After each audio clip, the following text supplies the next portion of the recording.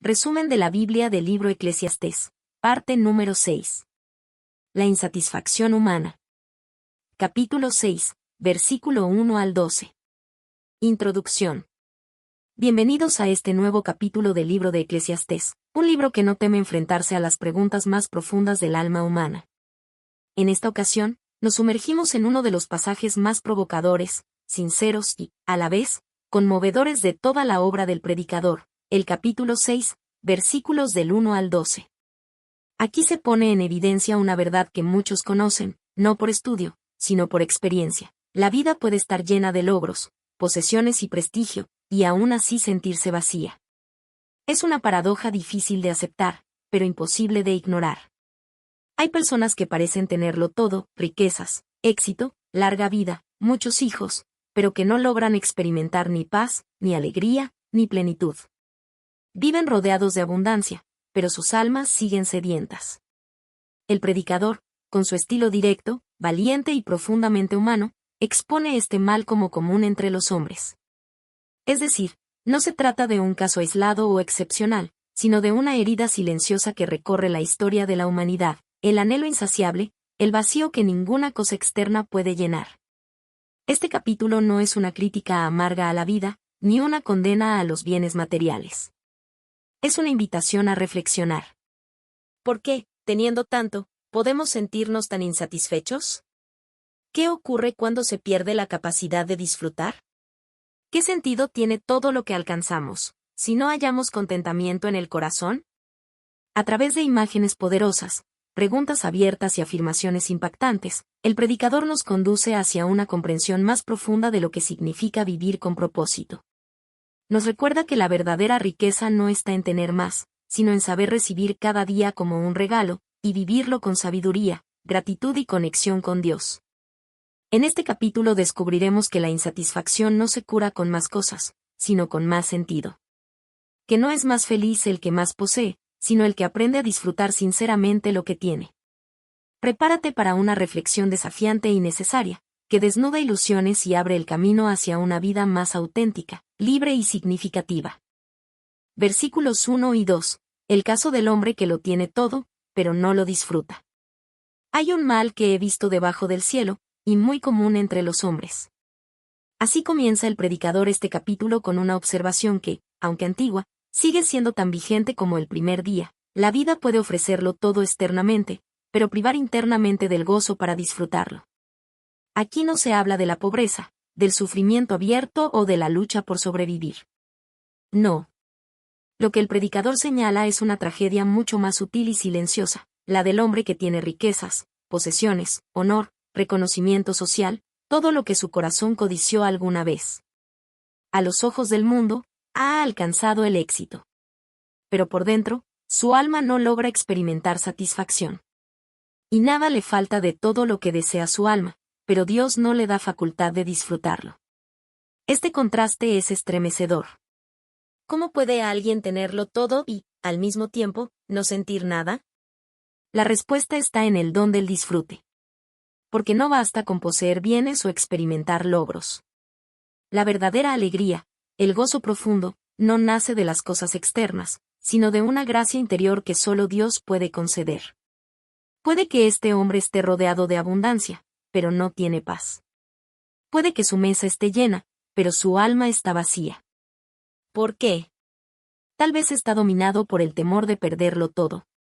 Quizá vive en constante competencia. O carga con una culpa no resuelta. O, como sugiere el predicador, Dios simplemente no le ha concedido la capacidad de disfrutarlo. Aquí descubrimos una enseñanza profunda. El gozo no es automático.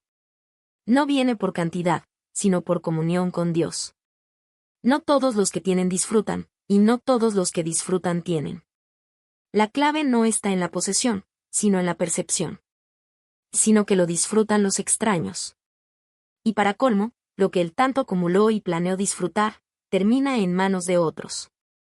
Extraños, personas que quizás no lo amaron, que no se sacrificaron por lograrlo, o que simplemente heredaron lo que él no pudo vivir.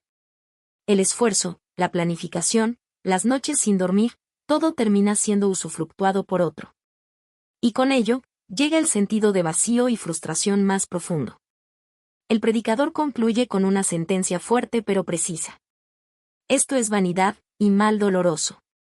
Vanidad, algo sin sustancia, que se desvanece como el vapor. Mal doloroso, no solo triste, sino hiriente, no solo fútil, sino injustamente amargo. Reflexión adicional. Este retrato es un espejo para quienes viven con la falsa seguridad de que cuando tenga suficiente, entonces seré feliz. Eclesiastés nos enseña que la capacidad de disfrutar es un don, no un derecho. Y que sin Dios, incluso lo más deseado puede convertirse en carga. Por eso, la verdadera sabiduría no es buscar tener más, sino aprender a recibir con gratitud lo que ya tenemos y pedirle a Dios el don de disfrutarlo con un corazón sencillo, humilde y lleno de contentamiento. Versículos 3 al 6. La inutilidad de la vida larga y numerosa sin gozo. Aunque el hombre engendre 100 hijos, y viva muchos años, y los días de su edad sean numerosos, si su alma no se sació del bien, digo que un abortivo es mejor que él. Con esta declaración, el predicador pronuncia una de las verdades más chocantes y radicales del libro. En la cultura hebrea antigua, tener muchos hijos y vivir una larga vida eran consideradas las mayores bendiciones que un ser humano podía recibir. Eran señales de favor divino, de honor y de plenitud. Pero aquí, el predicador subvierte completamente esa lógica. Él nos dice, con crudeza y valentía, que incluso si alguien viviera una vida extremadamente larga y dejara un legado de cientos de descendientes, nada de eso tiene verdadero valor si su alma no fue saciada de lo bueno. Si no experimentó satisfacción verdadera, si no vivió con gozo. El punto no es cuántos años se vivan o cuántas personas lleven nuestro apellido. El punto es si el alma ha conocido la paz, el gozo, el contentamiento que viene de Dios. Porque una vida llena de actividad externa, pero vacía por dentro, es más trágica que una vida que nunca vio la luz.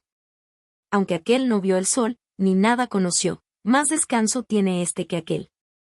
El predicador utiliza la figura impactante de un niño que nace muerto. Alguien que nunca llega a experimentar el dolor, el vacío, la fatiga, la desilusión. No es que glorifique la muerte prematura, sino que resalta la gravedad de vivir mucho tiempo y nunca experimentar verdadero descanso. Este descanso del que habla no es físico, sino descanso del alma, la paz interior, la quietud del corazón, el gozo que no depende de las circunstancias. Aquel que vive sin esto, por más que haya alcanzado fama, longevidad o descendencia numerosa, ha vivido en vano. Y si aquel viviere 1000 años 2 veces, sin gustar del bien, ¿no van todos al mismo lugar? Incluso si la vida se alargara más allá de lo imaginable, 1000 años, 2 veces, el resultado final sería el mismo, la muerte. Y si esa vida no trajo consigo el disfrute del bien, la experiencia de gozo, de comunión con Dios, de gratitud verdadera, entonces la prolongación solo multiplica la frustración. El predicador está desarmando una creencia muy extendida, que vivir más tiempo es, en sí mismo, algo bueno. Él nos muestra que una vida larga sin gozo es una vida triste, y que la verdadera calidad de vida no está en la duración, sino en la profundidad. Reflexión final. Este pasaje nos confronta con una pregunta esencial. ¿Estamos simplemente existiendo o realmente viviendo? ¿Estamos coleccionando años o saboreando los días que Dios nos da? La enseñanza aquí es clara y urgente. La plenitud no viene con los años, ni con los logros, ni con los hijos, ni con los bienes. Viene cuando el alma se sacia del bien. Y ese bien no es otro que Dios mismo. Sin esa comunión con el Creador, la vida más larga puede sentirse hueca. Pero con Él, incluso una vida corta puede estar llena de luz, propósito y paz. Versículos 7 al 9, el hambre insaciable del alma humana. Todo el trabajo del hombre es para su boca, y con todo eso su deseo no se sacia. El predicador pone el dedo en una de las heridas más antiguas de la humanidad, la insatisfacción constante del alma. Nos muestra a un ser humano ocupado, esforzado, incansable, pero nunca lleno. Trabaja, produce, conquista, compra, construye.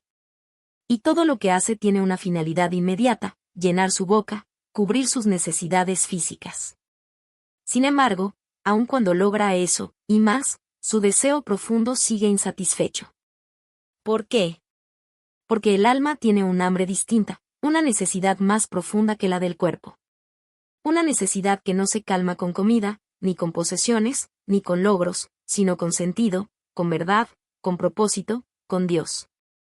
El predicador está diciendo: puedes llenar el estómago y seguir vacío. Puedes satisfacer tus sentidos y seguir frustrado. Puedes lograr todo lo que imaginaste y seguir preguntándote ¿y ahora qué? ¿Qué más tiene el sabio que el necio? ¿Qué más el pobre que supo caminar entre los vivos? Aquí plantea una pregunta provocadora. ¿De qué sirve tanta diferencia de conocimiento o de condición social, si al final todos comparten la misma insatisfacción? El sabio puede entender más, pero no necesariamente vivir mejor.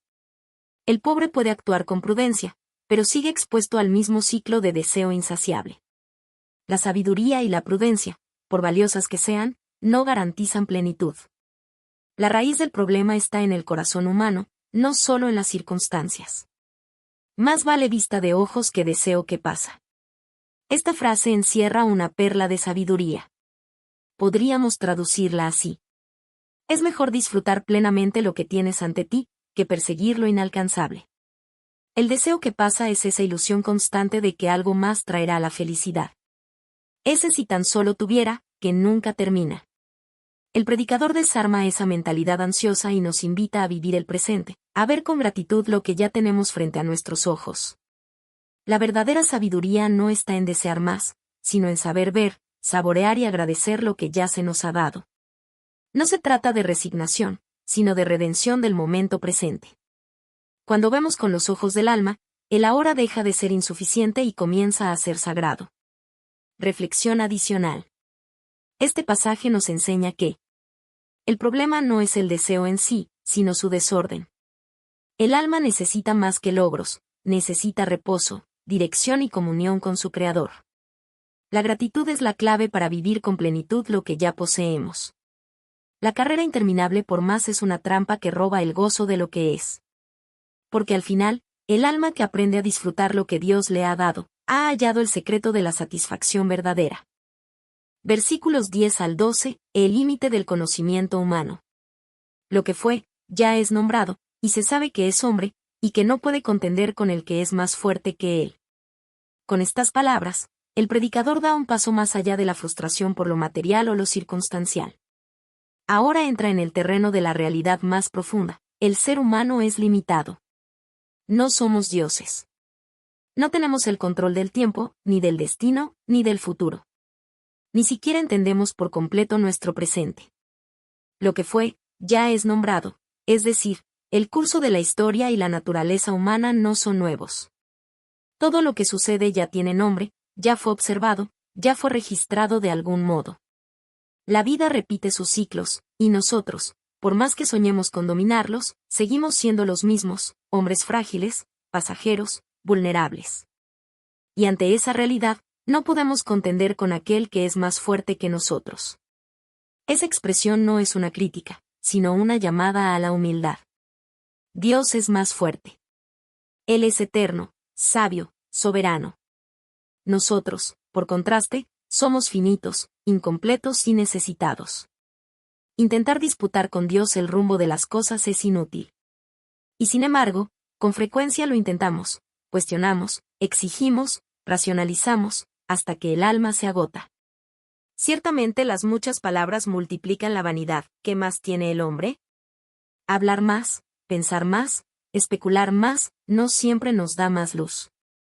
A veces solo multiplica la confusión, la ansiedad y el orgullo. El predicador reconoce que hay un límite al conocimiento humano, y cuando cruzamos ese límite intentando explicar todo, terminamos más perdidos que al principio. ¿Quién sabe lo que es bueno para el hombre en la vida, todos los días de la vida de su vanidad, los cuales él pasa como sombra? Esta es una pregunta profunda y desarmadora. El predicador no la lanza con cinismo, sino con un espíritu de realismo humilde. Porque la vida pasa como sombra, rápida, sin forma fija, sin garantías. ¿Quién puede saber realmente qué es bueno? ¿El éxito? ¿La riqueza? ¿La salud? ¿La fama? ¿Y si esas cosas solo ocultan un vacío más profundo? El hombre pasa sus días como sombra, tratando de encontrar sentido, pero sin saber exactamente cuál es el camino correcto. Y en esa condición, El alma se pregunta, ¿quién puede decirme lo que realmente importa? ¿Y quién le enseñará lo que será después del debajo del sol? El futuro es una niebla. No sabemos qué viene después de nuestra muerte, ni qué ocurrirá con lo que dejamos atrás.